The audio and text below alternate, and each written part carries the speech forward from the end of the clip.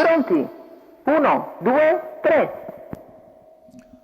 Buona la prima, con veloce Cesar a prendere la testa nei confronti di Edin dei Daltri, poi terza posizione per Bellamente, a largo Dandy de Godrel, incertezza per Capta, poi ancora Eclair Magic che segue Zero Gravity, 200 metri iniziali in 15, con Cesar che ha preso la testa e cammina a buon ritmo.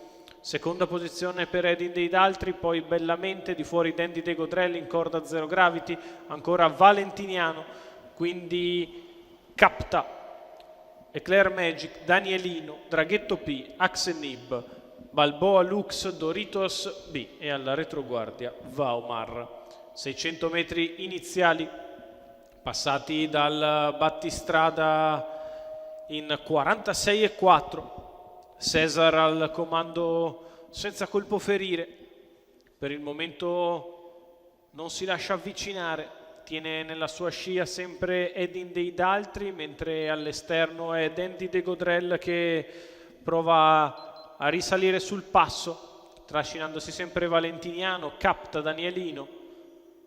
Questo a disposizione del gruppo sempre per Pariglie, alle spalle del battistrada Cesar.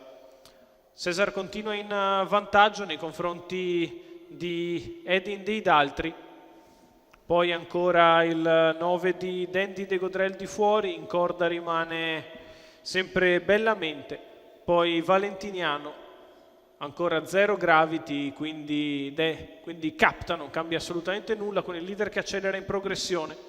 Cesar in vantaggio, Dandy de Godrel sul passo di fuori, in corda Edin dei Daltri, poi Valentiniano, quindi Capta e Danielino. Sulla retta opposta alle tribune ora Cesar prova a darsi la gamba, Eclair Magic squalificato, non vuole perderlo di vista e si sistema in scia. Poi ancora Valentiniano, scatta in terza ruota, Capta parando Danielino all'ingresso della curva conclusiva, 2 minuti e 5 decimi il miglio di gara. Cesar in fuga da Dandy de Godrel che continua a seguirlo, poi in terza ruota Capta che aggira il gruppo insieme a Danielino, sul passo Valentiniano, in corda Edin dei Daltri, la retta d'arrivo per Cesar che è in vantaggio. Dandy de Godrel prova a spostare al suo esterno, in vantaggio Cesar, ci prova Dandy, in vantaggio Cesar che fletta un po', ci prova Dandy de Godrel che va sull'avversario, Dandy de Godrel passa nei confronti di Cesar e vince. Al terzo posto Capta avanti a Danielino, poi foto per il quinto tra Zero Gravity, Draghetto P e ancora Edin dei Daltri, ma probabilmente quinto è Draghetto al largo.